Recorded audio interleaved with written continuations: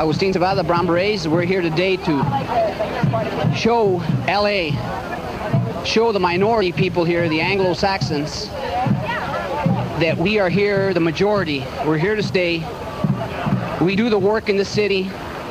We take care of the spoiled brat children. We clean their offices. We pick the food. We do the manufacturing in the factories of LA. We are the majority here, and we are not going to be pushed around.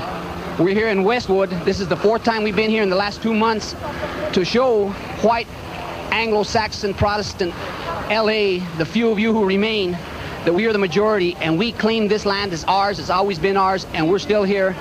And none of this talk about deporting. If anybody's going to be deported, it's going to be you. Go back to Simi Valley, you skunks! Go back to Woodland Hills! Go back to Boston! Go back to the Plymouth Rock, you pilgrims! Get out! We are the future! You're old and tired! Go on! We have beaten you! Leave like beaten rats! You old white people, it is your duty to die! Even their own ethicists say that they should die.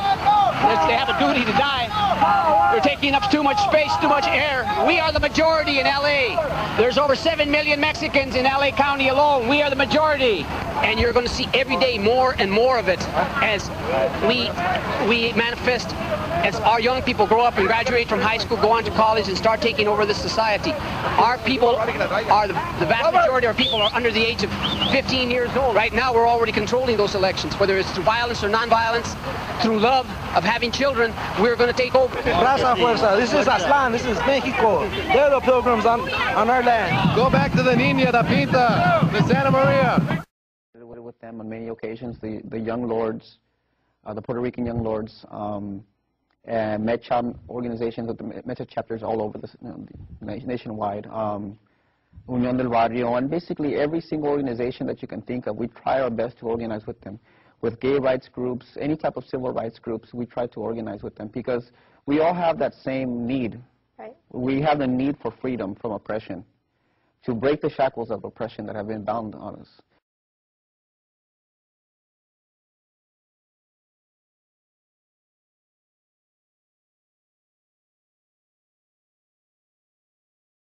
And we want to, we need to unite with them. So we've made a lot of coalitions with a lot of different people so that we can maybe do an event or two. Sometimes the coalitions eventually break up after the event is over, but the ties still bind us. We're still there. Yeah, and there's, there's strength in numbers. Exactly.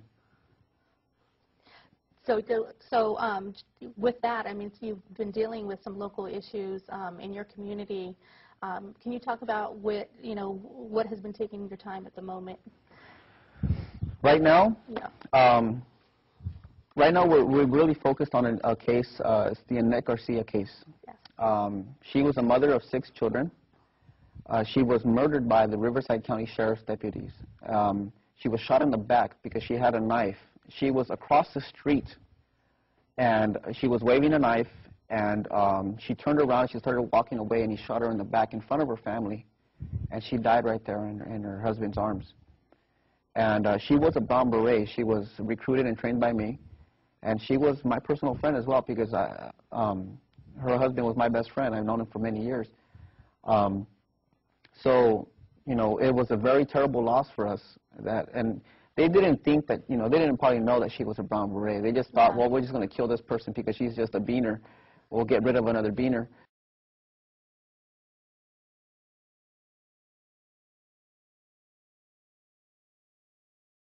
But they bit off more than they could chew when they realized that they were Brown Berets. And we did a major protest there in front of their police station, and we confronted them, and they were locking their doors because they didn't want us to go inside of their building.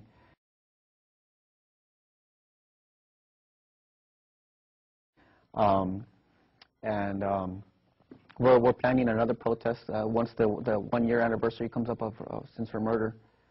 So that's one of the main issues that we're confronting right now. Okay, and so they've already been through the. Did the police officer?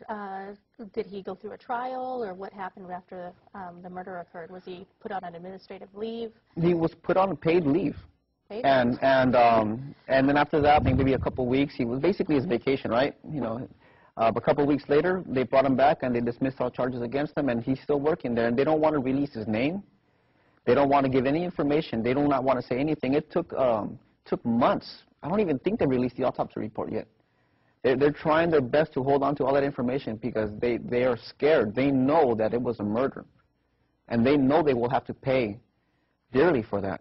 And you know, it will become very chaotic because it was a brown beret that was killed. Right. You know, it's really horrible that it was a mother of 6 children. But now you murdered a member of a political organization, a militant organization at that protests police abuse, and you're going to murder one of their members. Yeah. So of course, you know, they know it can turn really chaotic at any given moment, and they don't want to release any of that information. So what jurisdiction was this in? Riverside County. Riverside County again. But they're going to take it out of Riverside County, and they're going to, you know, prosecute it, you know, possibly on a federal level, in order to bring national attention to this issue. Because this is not something that is just random. This happens to, you know, to our community throughout, you know, through all these years. It always happens. They're always killing us off. They're always shooting us.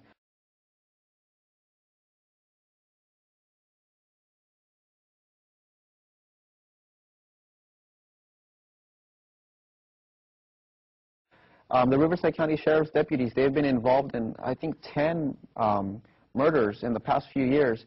They've killed Saboba Indians, Morongo Indians. Yeah, I remember that. Well, one of my close friends, and also he was fiance of my niece. He was murdered as well by the Riverside County Sheriff's deputies. They shot him 13 times in front of the casino in Palm Springs. And they're just continually killing us off, and you know, we need to address all these issues.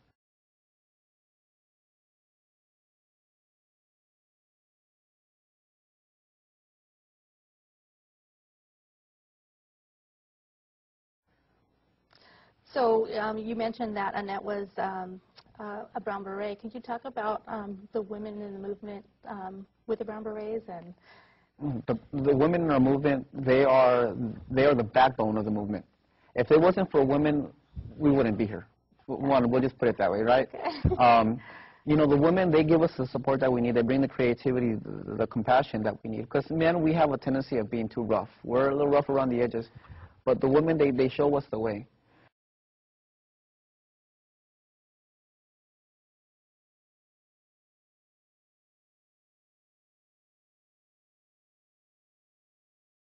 And as of now, we have a lot of women that are in the leadership position, and we want to train more women to come into the organization, because though it has a really masculine feel, because you know the militancy, women are very welcome in this organization, and we have strict policies against sexual harassment, against abuse towards women, because we do not want our women to be abused or to be harassed in any way.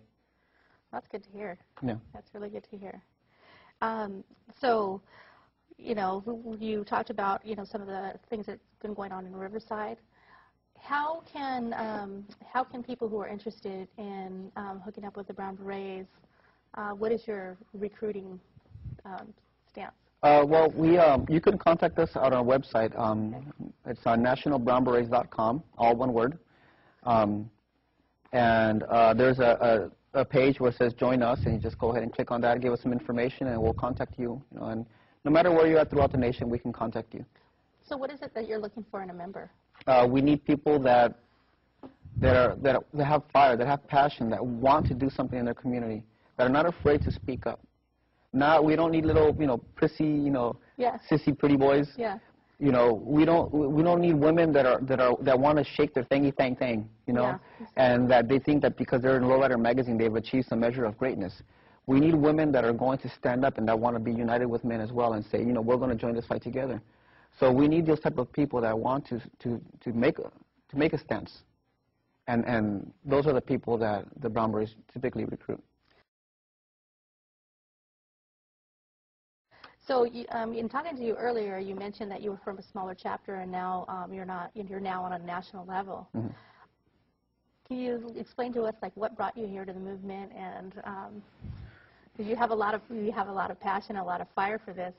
I joined when I was 14 years old, It's been 17 years now, approximately. I was in a gang at one time. I used to be in this little gang out of my hometown in Indio. Okay. And I wasn't really doing good. I was doing a lot of bad things, put it that way. And the Brown Berets, I learned about them through the Rodney King riots. After all that happened, Yeah. I had someone that came over and he started telling me about the Chicano movement, about the Brown Berets. And I said, hey, this is cool. I like it. I'm going to join up. I didn't know what it all entailed. I didn't know that this was going to be a massive thing.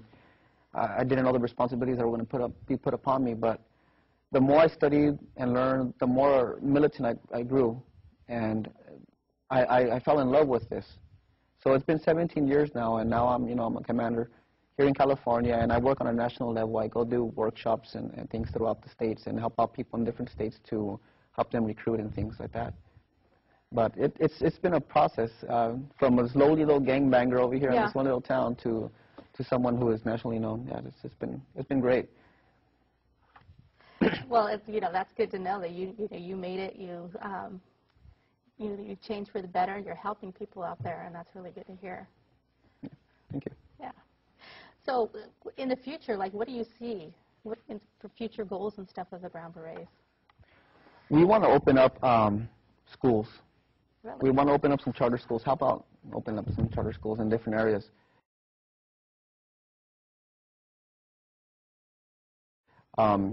See, there's a lot of problems with our educational system. What's going on in LA, they want to take over some of the schools and make them private. And you know what's going to happen once they make them private. They're going to basically, kick all the kids out that are not making them enough money. Because the bottom line is that they want to make money. That's why they're in the business. They're not in it to educate our children. Right. If the public schools don't give a damn about our children, do you think these private schools are going to give a damn about them?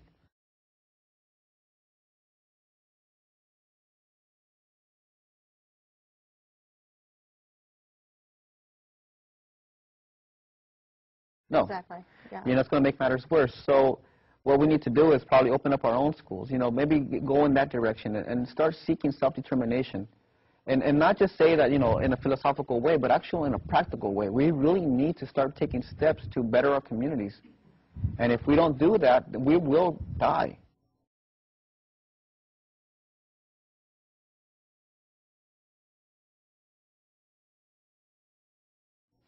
We will continue to be oppressed and be put underfoot. And even though we might become the majority in this great country, right? Yeah. We will still be oppressed.